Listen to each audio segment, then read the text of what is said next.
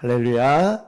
아멘. 오늘은 씨 뿌리는 비유와 가라지 비유, 씨 뿌리는 비유와 가라지 비유라고 하는 제목으로 하나님 말씀 증거하도록 하겠습니다. 우리가 살아가는 이 세상은 언제나 이해할 수 없는 불의와 또 악함이 또 존재합니다. 때로는 악한 자들이 더 잘 되는 듯이 보이고요. 또 믿는 이들이 고난을 겪으며 또 살아가는 모습들에 정말 하나님 앞에 그런 모습들을 보면서 하나님께서는 왜 저런 악한 자들을 또 심판하지 아니하실까 이런 생각을 할 때가 있습니다. 영국의 메리 1세 여왕은 1553년도에 국교를 다시 로마 가톨릭으로 바꾼 다음에 개신교인들을 잔혹하게 박해하였다고 합니다. 4년 동안 이 수백 명을 화형에 처함으로 인해서 피해 메리라고 하는 그런 이제 말이 있었던 그런 때가 있었다고 합니다. 그 시대의 성도들이 느꼈던 그 억울함과 절규가 말로 다할 수가 없었다라고 하는 거죠. 왜 하나님은 이러한 자들을 그냥 두시는 것일까? 왜 심판하지 않는 것일까? 왜 그럴까? 이런 어떤 그런 의문들이 있을 수가 있는 거죠. 저희가 살아가는 이 세상 속에서도 정말 과거의 어떤 그런 피해 여왕으로 불렸던 이런 메리 1세 여왕과 같이 어떤 그런 불합리한 이 시대 속에 그런 모습들이 보여줄 수가 있다라고 하는 것입니다. 그래서 정말 어떤 이런 시대 가운데 또 악한 자가 더 잘 되어지는 것처럼 우리 잠언 기자가 그런 이야기를 이제 하고 있는데요. 악한 자가 더 형통한 것처럼 보여지고 악하게 하나님을 믿지 않는 자들이 더 잘 사는 것처럼 보여지고 그리고 하나님을 믿지 않는 그들이 이 땅에서 떵떵거리며 살아가는 그런 모습들을 보면서 믿는 자들이 하나님을 믿어도 별 소용이 없는가? 믿음이 없는 그런 자들은 그런 어떤 의문을 가지면서 그렇게 신앙생활을 하고 있는 경우들도 있다라고 하는 것입니다. 특별히 자라나는 세대인 어떤 청소년들이나 이런 때에는 더더욱 좀 그런 의문들이 저도 있었던 것 같아요. 그래서 왜 하나님께서는 악한 자들을 그냥 두시지? 왜 악한 자들이 더 잘 되는 것처럼 보이지? 저 믿지 않는 사람들이 왜 더 세상에서 더 떵떵거리며 살아가고 왜 그렇게 살아가는 것이지? 그런 어떤 의문들을 이렇게 가질 때가 있었는데 그런데 잠언 기자는 그러한 의문을 가지고 하나님 앞에 기도를 했는데 그런데 그 답을 얻었다라고 하는 것이에요. 그 답이 뭐였냐면 하나님께서 그 마지막에 일의 결국을 보게 하시고 그들의 마지막의 모습을 보게 하셨는데 그것은 이 땅에서 살아갔을 때는 뭔가 떵떵거리며 살아가는 것 같은 그런 어떤 풍성하게 살아가는 것 같은 모습이었지만 그들이 죽고 나중에 그들의 어떤 이후의 삶, 영생으로 가는 어떤 그런 죽음 이후의 삶은 그들은 어떤 하나님 안에서 천국과 풍성한 삶이 아니라 지옥과 또 멸망의 삶을 보여주었다라고 하는 것입니다. 마치 꽃이 피고 또 어떤 꽃꽂이의 꽃이 화려해 보이고 정말 너무나도 풍성하게 아름다워 보였지만 그러나 그것은 잠깐이고 영원한 죽음과 영원한 고통이 그들 가운데 있었다라고 하는 것을 성경 기자, 특별히 잠언 기자가 그렇게 이야기를 했다라고 하는 것입니다. 그러다 보니까 어떤 우리들의 삶 가운데 늘 이렇게 바라고 또 구하고 하는 어떤 그런 가운데 우리들의 눈이 하나님 정말 하나님께서 이 세상을 통치하시는 것과 같은 그러한 눈들로 우리들의 눈을 변화시켜 주시고 또 보게 하시고 또 세상의 헛된 것들, 세상의 어떤 부귀영화나 어떤 물질적인 것들에 현혹되어서 그대로 따르지 말아달게 해달라는 어떤 그런 기도도 하게 되는 것 같습니다. 오늘 본문의 말씀에서 보면은 18절부터 23절의 말씀은 이제 씨 뿌리는 자의 비유를 말씀하고 있는데요. 어제 우리 새벽에 말씀을 나눴던 것처럼 우리 길가 또한 돌밭 그리고 가시떨기 그리고 좋은 땅으로 그렇게 네 가지를 말씀하고 있는데요. 어제 길가와 돌밭과 또 가시떨기 이 세 가지를 세 가지에 대해서는 이렇게 같이 말씀을 나누었습니다. 마지막으로 우리 좋은 땅에 뿌려졌다라고 하는 이 말씀에서 보면은 오늘 성경에서 보니까 100배, 60배, 30배 이렇게 말씀하고 있습니다. 다른 성경에 우리 말씀 누가복음이나 이렇게 마가복음이나 이렇게 말씀해 보면은 거기는 30배, 60배, 100배로 말씀하고 있어요. 근데 오늘 우리 마태복음은 100배, 60배, 30배로 말씀하고 있거든요. 그 강조점이 어디에 두고 있느냐라고 하는 거죠. 이 마태복음은 유대인들을 향해서 쓰여졌던 책이다 보니까 그들 앞에 더 큰 것을 좀 붙였던 것 같아요.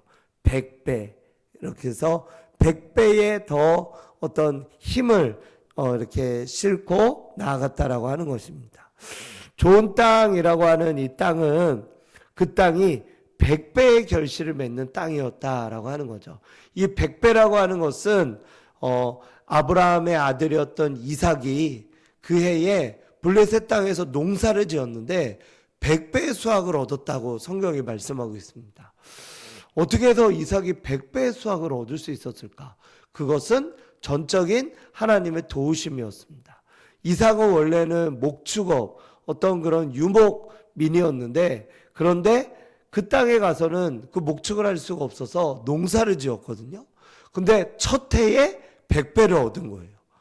오늘 본문에서도 보니까 좋은 땅에 뿌려졌다는 것은 첫 해에 100배의 수확을 얻었다라고 하는 것입니다. 하나님의 도우심이라고 한다면은 저와 우리 여러분들이 모두가 100배의 결실을 맺게 되어지는 줄로 믿습니다.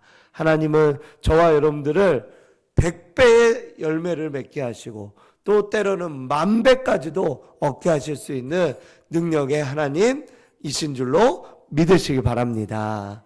오늘 또한 본문 말씀에서 보면 24절부터 30절 말씀해 보니까 가라지의 비유를 말씀하고 있습니다. 이 가라지의 비유는 이런 것입니다. 그들 앞에 이제 천국이 24절에 보니까 좋은 씨를 자신의 밭에 뿌린 사람과 같다라고 말씀하고요. 그 주인이 이제 자신의 밭에 좋은 씨를 뿌렸는데 갑자기 이제 원수가 와서 가라지를 뿌리고 더 뿌리고 간 것입니다. 그래서 싹도 나고 결실할 때 보니까 가라지가 보여진 것입니다. 아니 좋은 씨만 뿌렸는데 왜 가라지가 같이 나게 되어진 것일까? 집주인의 종들이 와서 이제 자신들의 밭에 좋은 씨를 이제 뿌렸는데 이제 가라지까지 같이 나게 되어진 것을 보고 주인한테 말합니다. 같이 함께 이런 가라지가 생겼습니다. 그러자 주인이 원수가 뿌리고 갔다. 28절에 보니까 그러자 종들이 저희가 이것들을 다 뽑아낼까요? 가라지를 다 뽑아낼까요? 그러자 주인이 말합니다. 가만두라. 가라지를 뽑다가 곡식까지 뽑을까 염려한다. 그렇게 말씀합니다. 그래서 둘 다 추수 때까지 두었다가 추수 때에 가라지를 먼저 거두어 불사르고 그리고 나중에 알고 곡식을 이렇게 하나님 앞에 이제 거두어서 그것을 낸다라고 그렇게 이야기를 합니다. 이 가라지 또한 추수 때 이러한 것들은 무엇을 말씀하고 있습니까? 좋은 씨앗은 이제 열매를 우리들에게 말씀하고 있는 것이고요. 그리고 말씀하고 있는 이때에 그때에 이제 추수 때, 이것은 세상의 끝날을 말씀하고 있는 것입니다. 주님이 이 땅 가운데 지금 이 밭은 지금의 이 세상을 의미하고 있고요. 지금의 우리가 살아가고 있는 이 세상 속에는 좋은 씨, 하나님은 우리에게 좋은 씨앗만 심어놨습니다. 아담과 하와 때에 좋은 씨앗만 심어놨죠. 근데 사단이 와서 나쁜 씨앗을 팍 같이 하다 보니까 죄가 들어오게 되어지면서 그들 가운데 나쁜 열매들도 같이 맺게 되어졌다라고 하는 것입니다. 그러다 보니까 하나님이 의도하지 않은 그런 좋지 않은 가라지까지도 같이 이렇게 자라게 되어진 거죠. 그런데 하나님께서는 이 악한 자들, 악한 악인들, 또 이런 사단의 어떤 세력들, 이런 것들을 바로 뽑아내지 않으신다라고 말씀하고 있어요. 언제 뽑아내냐? 추수 때에 뽑아내겠다. 왜 그러면 그렇게 하느냐? 오늘 성경의 말씀에 보니까 가라지를 뽑다가 기존의 알곡 곡식도 상하게 되어질까 염려하기 때문이다라고 그렇게 말씀하고 있다라고 하는 것입니다. 어떤 이런 추수 때까지 그대로 두라라고 하는 이 말씀은 결국 우리가 하나님께서 그 모든 악과 고통 속에서 자신의 어떤 자녀들과 어떤 그런 사람들의 그런 삶 가운데서 그들을 보호하시고 또 돌보시고 이끄시고 인도하신다라고 하는 그런 어떤 그 하나님의 메시지가 여기에 담겨져 있다라고 하는 것입니다. 가라지를 그냥 둠으로 인해서 이 알곡과 이런 사람들이 이제는 좀 어떻게 보면 피해를 입을 수도 있고 또 어려운 가운데 같이 그 가라지 함께 자라다 보니까 또 고통을 받을 수도 있지만, 그러나 그 속에서 하나님은 이 가라지를 그냥 둠으로 인하여서 그러면서 그 가라지를 뽑아낼 때 이 같은 어떤 그런 알곡들이 상하게 될까 주님이 염려하심으로 인해서 이 알곡들을 보호하시려고 하시는 하나님의 보호하심이 있다라고 하는 것입니다. 어떻게 보면 이 땅에서 아직 악이 존재하는 이유, 왜 어떤 의인의 고난을 허락하실까? 욥기와 같이 의인이 애매하게 고난을 받는 어떤 그런 부분들이 있는데 왜 하나님은 이런 것들을 허락하실까? 그것은 가만 보면 하나님께서 우리 이 의인들을, 하나님 있는 의인들을 보호하시기 위함이다라고 하는 것입니다. 그로 인하여서, 그리고 또한 악한 자들의 어떤 손으로부터 주님의 불꽃 같은 눈동자로 오히려 더 보호하시고 또 역사하시고 또 하나님의 은혜로 덮어주시고 인도하시는 하나님을 경험하게 하시기 위함이다라고 하는 것이죠. 이 악한 세대 속에서도, 세대 속에서 우리가 믿는 자로서 살아갈 때 주님은 우리를 그냥 두지 아니하시고 하나님의 손으로 만져주시고 역사하시고 붙들어 주셔서 하나님이 함께 하시는 놀라운 역사, 놀라운 은혜가 이 시대 가운데 있다라고 하는 것입니다. 그렇다 보니 이 가라지가 있다 하더라도 하나님은 아무 상관없이 이 알곡들을 지키시고 보호하신다라고 하는 것이고요.